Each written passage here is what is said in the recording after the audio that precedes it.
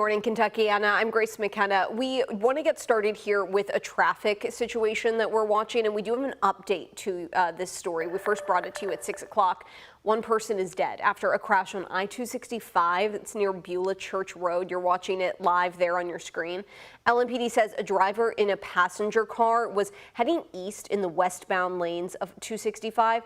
The car then hit a box truck head on. The driver of the car died at the scene, and the driver of the box truck wasn't hurt. LMPD, though, is still working to find out if there were any passengers in that car.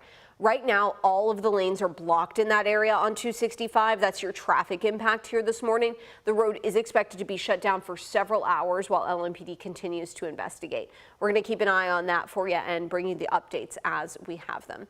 Now we can go ahead, though, and get to Christina for your weather this morning.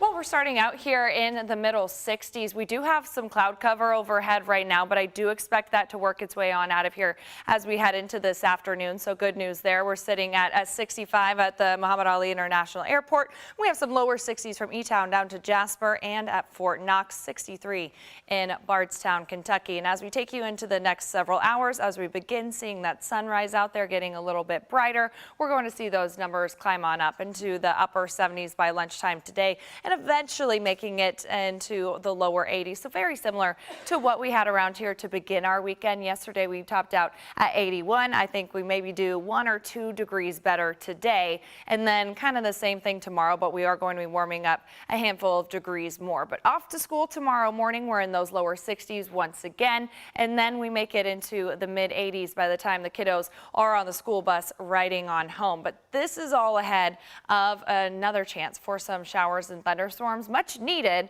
as we haven't seen a whole lot of that so far this month. So I'm going to time that out for you and let you know your impacts coming up in 15 minutes. Grace.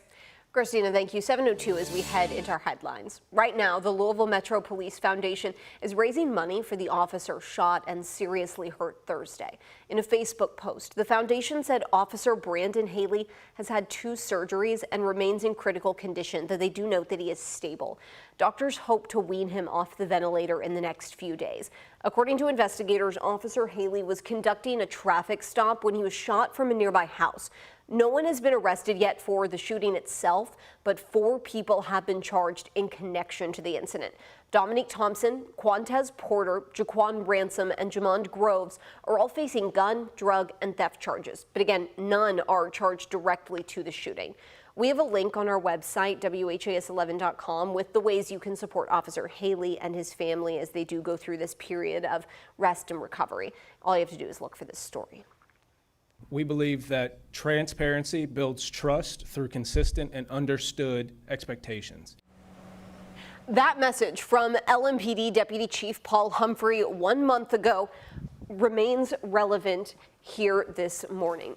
Saturday, the department updated us on an August 3rd officer-involved shooting in Clifton. This is part of a new policy for these types of cases. LMPD briefed us again on the investigation into the deadly shooting of a man near Frankfort Avenue. According to police, officers responded to shots fired on New Main Street.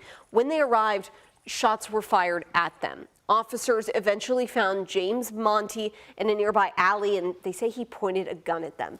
LMPD officer Roberto Cedeno then shot Monty, who later died from his injuries. In a recent move, the department has committed to updating the public within 30 days of releasing body cam footage as part of this whole move where they are taking over investigations of their own officer-involved shootings.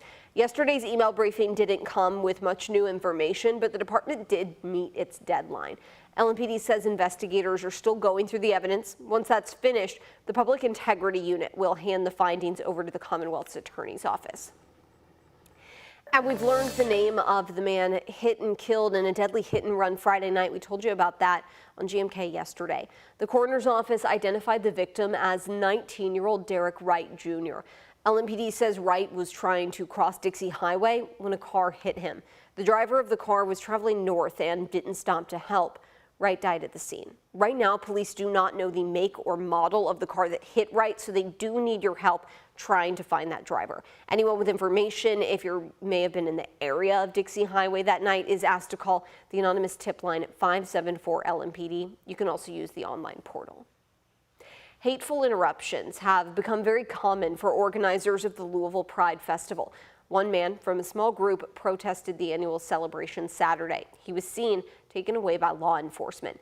WHAS11's Connor Steffen and photojournalist Aspen Hester show us how the majority of festival goers still made space for Pride.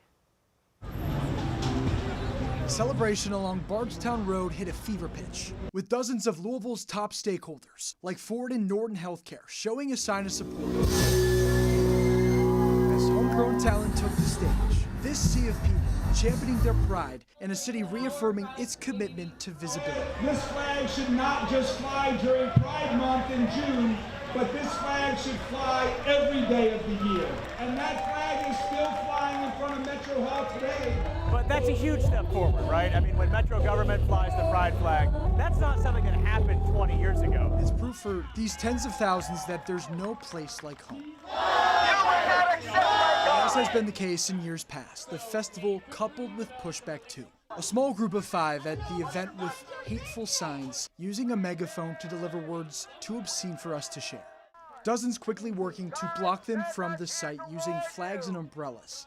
The response is one they've had to use before. Our goal is to leave them on the other side of the umbrella. Then AMDC officers seen putting one of those 5 in handcuffs, taking them off the scene shortly after the 4 others voluntarily left. One person looking to protect their own speaks to us. You're not accomplishing anything by coming to a pride parade. You're only doing it for attention. It's just them trying to be coming in and put their own views on people who just don't believe the same as they do. An hour or so long ordeal many hope doesn't overshadow the purpose of their celebrating. Where smiles are shared, where it's an open and feels like a safe place to be. And as the community celebrates each other, some share a reminder for what their city will not tolerate. We're not going to go anywhere. We've existed for hundreds of thousands of years in societies, but we've been hidden, and we're not going to go back to doing that. Connor Steffen, WHAS 11, on your side. Heading now to the world of sports, it wasn't the prettiest win for the Wildcats, but they did get it done. UK trailed EKU almost the entire first half of the game. They eventually tied it up 7-7 before halftime. The Wildcats came back by the end for a 28-17 final score. A little bit later on GMK, Mason Hordis, he's going to have the highlights of the game and a recap of what else happened Saturday in sports.